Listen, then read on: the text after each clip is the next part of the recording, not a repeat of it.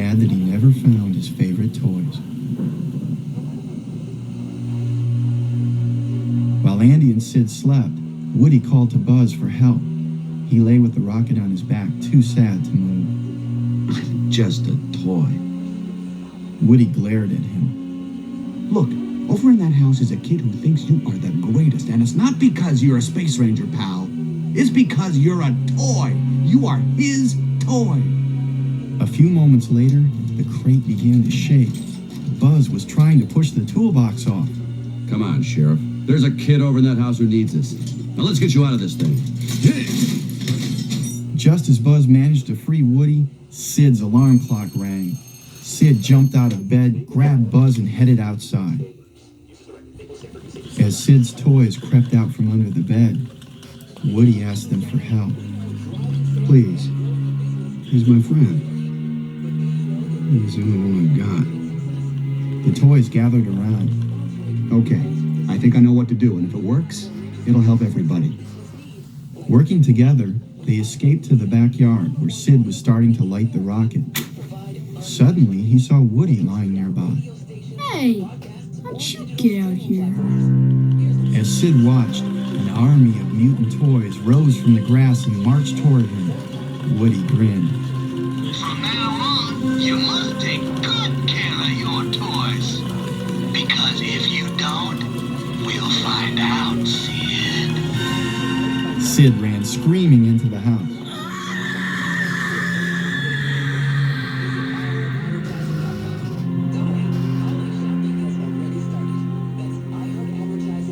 As Woody rushed to help Buzz, a car horn honked. Next door, Andy's family and their moving truck were leaving. Buzz, with the rocket still strapped to his back, motioned to Woody. Come on! They raced after the truck and grabbed onto the back. Woody held on, but Buzz fell to the street. Buzz! Thinking fast, Woody found Andy's toy box inside and dug out the remote-controlled car. He tossed it into the street and steered it toward Buzz, who got on. Mr. Potato Head, thinking Woody was trying to get rid of another toy, called to the others. Get him! Toss him overboard! But they pushed Woody into the street. Woody bounced off the pavement and onto the car right next to Buzz. Thanks for the ride!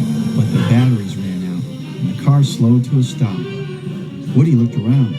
Seeing the sun through Buzz's helmet, he used it to focus sunlight on the rocket fuse. When the fuse lit, Woody grabbed Buzz, and they rocketed toward the moving truck. It missed and went soaring into the air. Buzz popped open his wings, tearing away the rocket from his back. The two of them glided over Andy's van. Hey, Buzz! You're flying! They dipped through the sunroof and into an open box next to Andy. He let out a happy yell. Hey, wow! Woody, Buzz!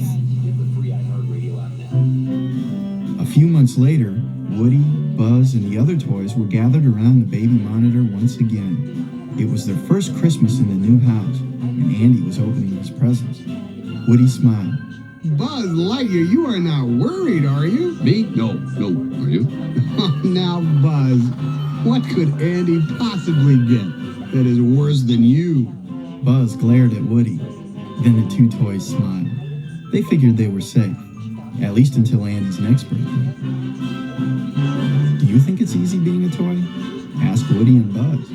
They may not say anything to your face. Ashley's Stellar Sleep Celebration is going on now. Snooze now and pay later with 0% interest for 72 months.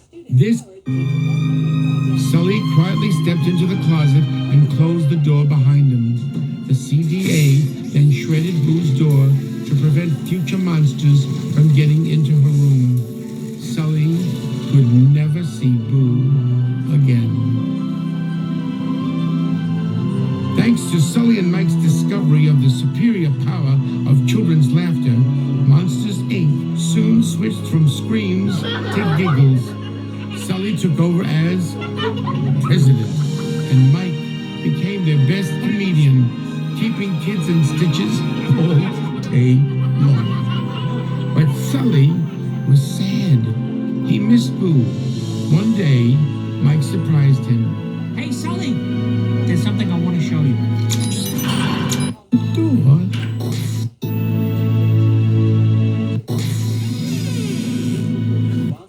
What's in my way? Suddenly, the lights came on and the walls opened up. Mike was manning the controls, and Waternoose was caught red-handed. As Mike and Sully watched, CDA agents crossed onto the stage, arrested him, and led him away. Sully used the card key to activate Boo's door. She was delighted to see her room again and showed Sully around. She looked in her closet. Nothing's coming out of your closet to scare you anymore, right? Yeah. Goodbye, Boo.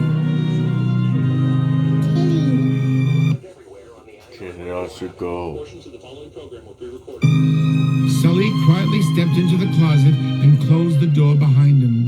The CDA then shredded Boo's door to prevent future monsters from getting into her room. Sully could never see Boo again. Thanks to Sully and Mike's discovery of the superior power of children's laughter, Monsters, Inc. soon switched from screams to giggles. Sully took over as president, and Mike became their best comedian, keeping kids in stitches all day long. But Sully was sad. He missed Boo. One day, Mike said, What are you thinking? We can't trust Randall. He's after Boo. You want me to prove everything's on the up and up? Fine. Mike marched into Boo's room. Sully comforted Boo, and they hid. They caught up with him. Ocean eyes, the scaring industry. Toward Mike's face. No, come on, hey, Randall. Randall returned to find fungus in the scream extractor. What happened? Where's the house? To the fake bedroom. Boo began to realize that Boo was Oh, it's okay. then still scared. Arms. I'm sorry you boys got hurt. That's not her door. And slammed it. Sir, that's not her door. I know. It's yours. And that's why we don't say that. And also that that because about Mike and Sully through the door and slammed it shut behind them.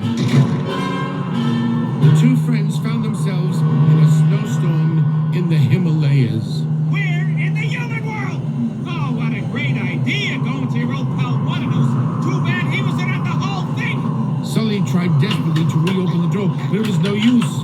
They were stuck. Suddenly, the Yeti, a huge, hairy monster, appeared. I understand.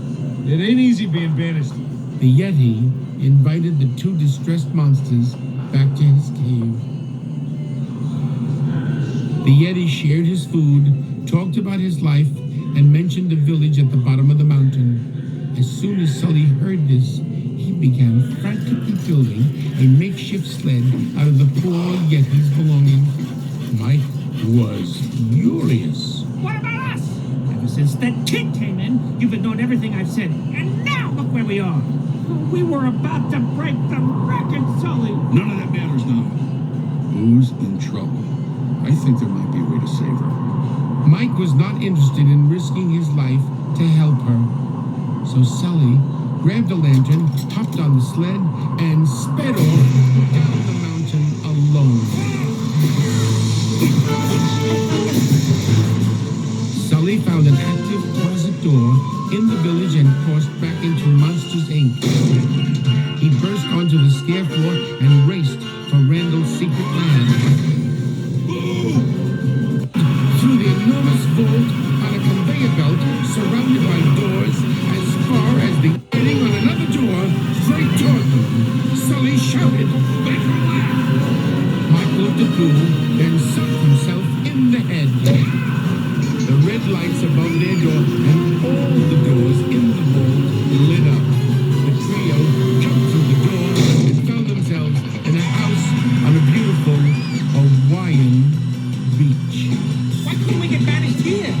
They quickly ran out of the house, into a neighbor's house, and through another door back into the vault.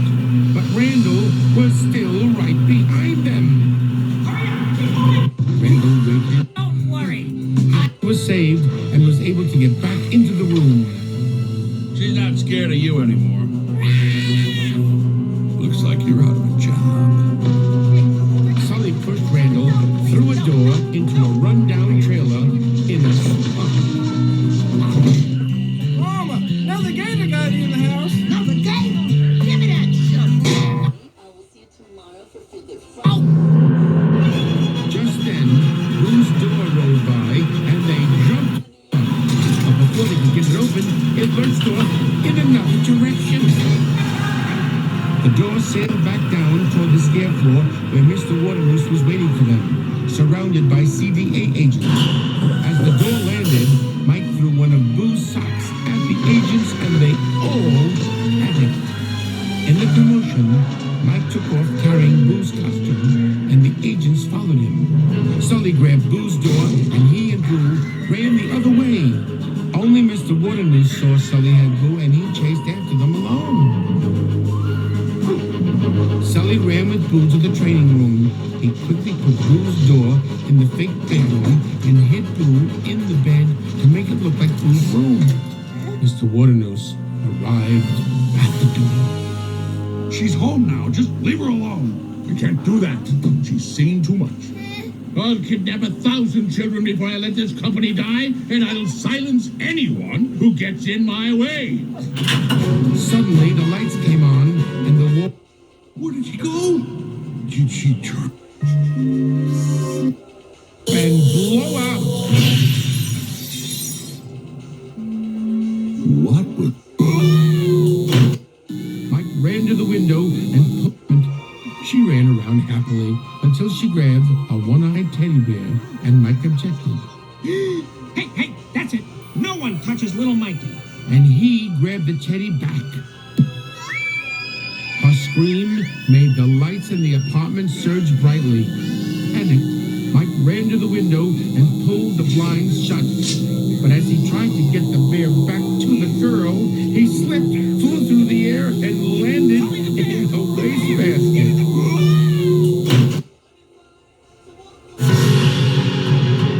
There's so much more you could do around that. We've got 400... Woody asked. This is the story. Mike became their best comedian, keeping kids in stitches all day long. But Sully was sad. He missed Boo.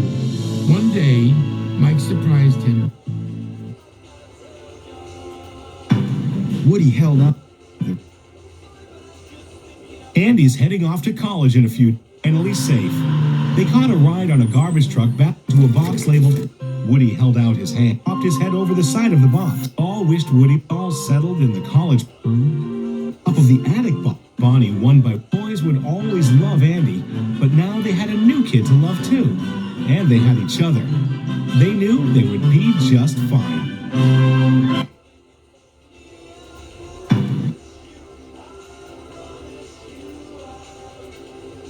When no one was around, this is my only chance. To do what, Woody? Watch kids from behind glass and never be loved again? Some life. Andy's toys could not believe their ears when Buzz told them that Woody wouldn't be returning home with them. Sadly, new Buzz, Andy's Buzz, and the rest left the same way they had come, through the air vent. The prospector and Jesse assured Woody that he was doing the right thing. But they had left the TV set on, and it was playing an old Woody's Roundup episode. Woody thought hard, while TV Woody sang to a little boy who looked like Andy. Woody realized he'd made a mistake. What am I doing? Buzz!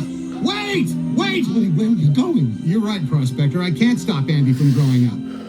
But I wouldn't miss it for the world. Jesse and Prospector were shocked. Woody ran to the vent and called to the toys. Buzz!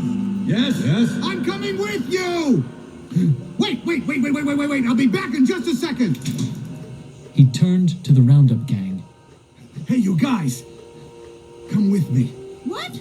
Andy will play with all of us. I know it. Woody, I I don't know. Wouldn't you give anything just to have one more day with Emily? Come on, Jesse. This is what it's all about. To make a child happy. And you know it. Bullseye, are you with me? Suddenly, Prospector leaped from his box and used his pickaxe to screw down the grating over the air vent. I tried reasoning with you, Woody. You keep forcing me to take extreme measures. Prospector, this isn't fair. Fair? I'll tell you what's not fair. Spending a lifetime on a dime store shelf watching every other toy be sold. Well, finally my waiting is paid off, and no hand-me-down cowboy doll is gonna mess it up for me now. Woody desperately called to his friends in the duct. Help! Buzz! Guys! It's stuck! What do we do? At that moment, Al returned. The two Buzz Lightyears and Andy's toys watched in horror as Al packed up Woody and the rest of the Roundup gang, loaded them on his hand truck, and rolled them away. Quick, to the elevator! Andy's Buzz led the others through the maze of air ducts to the elevator shaft. When the elevator arrived, there was a surprise riding on top. It's Sir! The toys jumped onto the top of the elevator as Al pushed his hand truck into the elevator car and pushed the down button. While new Buzz battled Zurg on top of the elevator, Andy's Buzz opened the ceiling panel of the elevator car and looked down on Al and his hand truck. Meanwhile, Zurg stood over new Buzz, ready to destroy him. Surrender, Buzz Lightyear. I won. I'll never give in. You killed my father. No, Buzz. I am your father.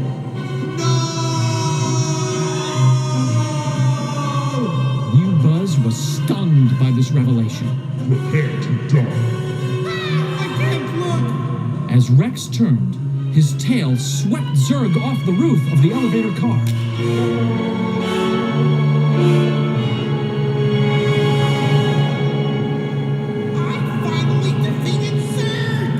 Rex was very excited to have defeated Zurg at last, but new Buzz, knowing what he knew, wasn't sure how to feel.